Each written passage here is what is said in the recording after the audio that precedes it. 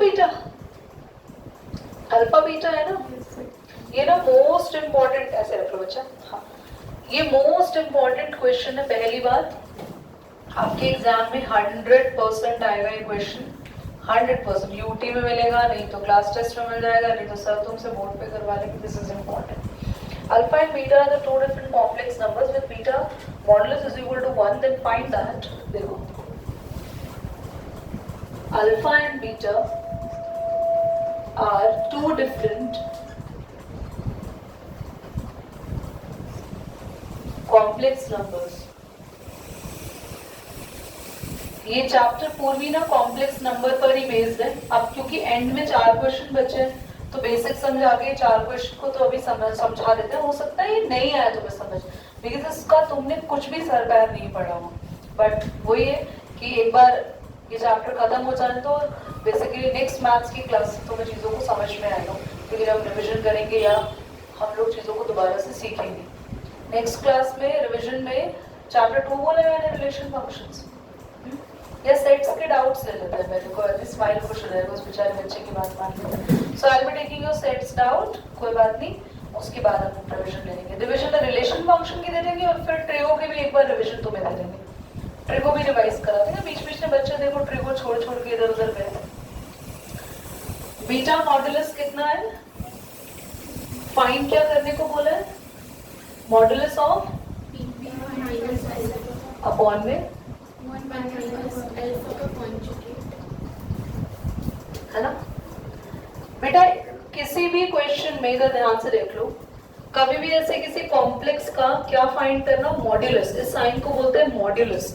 तो क्या करते हैं हम उस कॉम्प्लेक्स को लेते हैं और उसको मल्टीप्लाई कर देते हैं उसके कॉन्जुगेट से। कॉन्जुगेट क्या होता है पूर्वी मैं तुम्हें बता दूं, जब हम कॉम्प्लेक्स नंबर के ऊपर ऐसे बार लगा देते हैं उसे कहते हैं कॉन्जुगेट।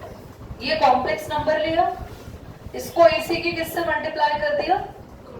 तो ऐसे क्वेश्चन में हम लोग जब किसी भी कॉम्प्लेक्स नंबर को उसके कॉन्जुगेट से मल्टीप्लाई करते हैं तो हमें क्या मिल जाता है, हमें मिलता है उसका मॉड्यूलस। Is that clear? ये आप हमेशा याद रख लेना। किसी भी, जैसे मान लो a एक कॉम्प्लेक्स नंबर है, उसका मॉड्यूलस निकालना है, कैसे निकालेंगे, a into conjugate of a। Remember? तो किसी भी, क्या हो गया इसका,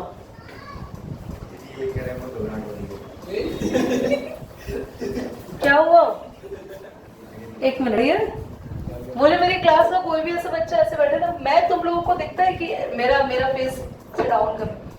सो things are so much running in my mind right now, in the subconscious mind. If I tell you the thing, then you should say how you are teaching. But ठीक है भैया, आप पढ़ रहे हैं तो पढ़ते हुए पूरा ध्यान यहाँ पे रखो, फोकस यहाँ रखो, समझ नहीं आएगा वरना। तो किसी भी कॉम्प्लेक्स नंबर का मॉडुलस निकालना है तो उसको उसके कॉन्जुगेट से मल्टीप्लाई करेंगे, है ना। पर खाली ये नहीं मिलता है हमें, एक्चुअली हमें मिलता है मॉडुलस का स्क्वायर। याद आया?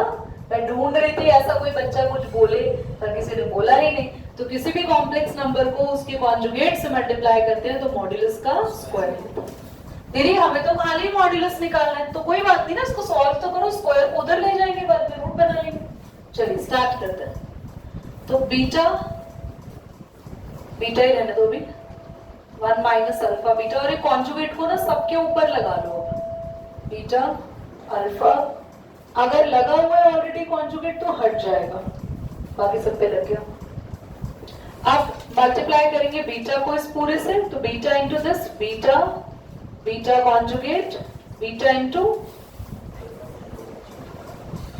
माइनस अल्फा इंटू, माइनस नहीं आएगा, plus alpha into alpha conjugate. यहाँ पे 1 से मल्टीप्लाई करोगे, इससे मल्टीप्लाई करेंगे तो माइनस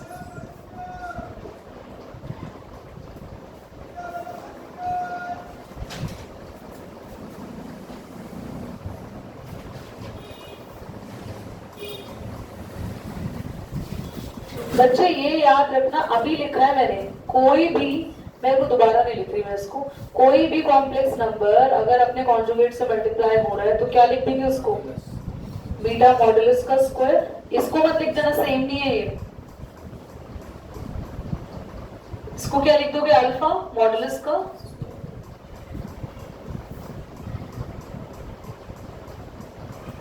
इसको लिखेंगे अल्फा मॉडुलस का स्क्वायर और बीटा मॉडुलस का स्क्वायर, और ये चल ही रहा है। अब हमें क्वेश्चन ने कुछ गिवन दिया है, यानी कि जहां जहां बीटा मॉडुलस है आप 1 लगा सकते हो, तो हम यहाँ 1 लगा देंगे बीटा मॉडुलस की जगह, बाकी सब कुछ सेम लिख रहे हैं।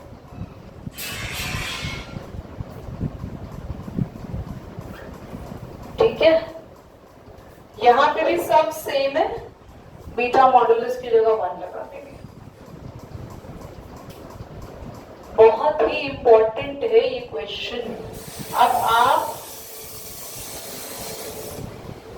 ध्यान से देखो, सेम होंगे बिल्कुल।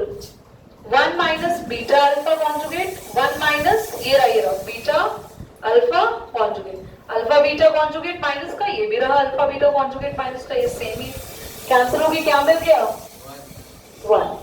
तो स्क्वायर लगाना भूल गए, 1 कर दिया मैंने, स्क्वायर इधर आ जाएगा, तो ये 1 का रूट बन जाएगा, and your answer is plus minus 1। कोई डाउट? बोलो बच्चों, आया तुम्हें भी समझ में? करिए नोट। बेटा क्वेश्चन क्या है? Find the non zero integral solution of the equation 1 minus iota modulus की पावर x है इक्वल टू 2 की पावर x। घबराना नहीं है इसे देख के कि मतलब डर जाए भाई। 1 माइनस किसी का मॉडुलस कैसे निकालते हैं?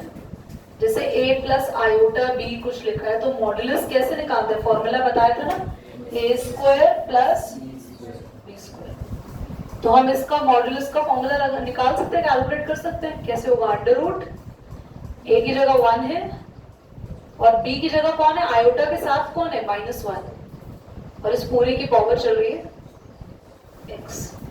तो ये क्या आ गया? √2 है ना, 1 और 1, और पावर चल रही है x, सो √2 की पावर x आ गई। कैन वी राइट 2 को लिख सकते हैं √2 का स्क्वायर, और होल पावर क्या चल रही है x, तो √2 की पावर x आ गई, और ये √2 की पावर आ गई 2 into x। भाई x से तो x ही कट गया, सो देयर इज नो, पीछे आंसर चेक कर लेना, यही लिखा होगा। हाँ, तो there is no integral solution of the equation, कोई भी इंटीग्रल सॉल्यूशन, क्योंकि भाई जिसका सॉल्यूशन निकालना है वही चला गया, तो अब किसका सॉल्यूशन निकालेंगे? ठीक है, नाउ 13th क्वेश्चन बनाते हैं। एक बार 13th बोलना Deepika. a plus iota b c plus iota d e plus iota f g plus iota h is equals to capital A plus capital A, capital A plus iota capital B.